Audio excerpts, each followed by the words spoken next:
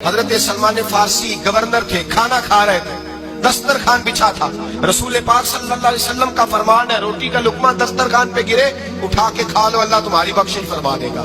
دسترخوان صاف ہوتا ہے، روٹی بڑے گورنر تھے آپ، بڑے بڑے سفیر بیٹھے تھے، وزیر بیٹھے تھے، روٹی کا لقمہ گر گیا۔ آج تو لوگ فیشن میں عزت ڈھونڈتے ہیں نا، وقار ڈھونڈتے ہیں کہ میں جدید دنیا کے ساتھ مل جاؤں۔ دیکھو عزت کس بات میں، حضرت سلمان فارسی روٹی کھا رہے تھے، سفیر وزیر نہ جانے بڑے بڑے لوگ بیٹھے تھے، کھانا کھاتے کھاتے لقمہ گرا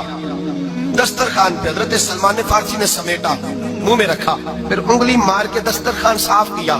ایک صحابی کان میں کہنے لگے سلمان کیا کر رہے ہو،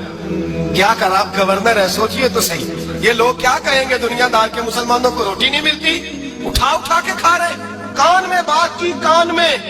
حضرت سلمان فارسی کان میں جواب دے سکتے تھے، کہہ سکتے تھے نہیں ایسے ہی کرنا ہے، انہوں نے کان میں بات کی، لیکن جناب سلمان فارسی اعلیٰ اعلان بولے، کہنے لگے ان 4 5 6 دنیا داروں کے لیے میں اپنے نبی کا طریقہ چھوڑ دوں،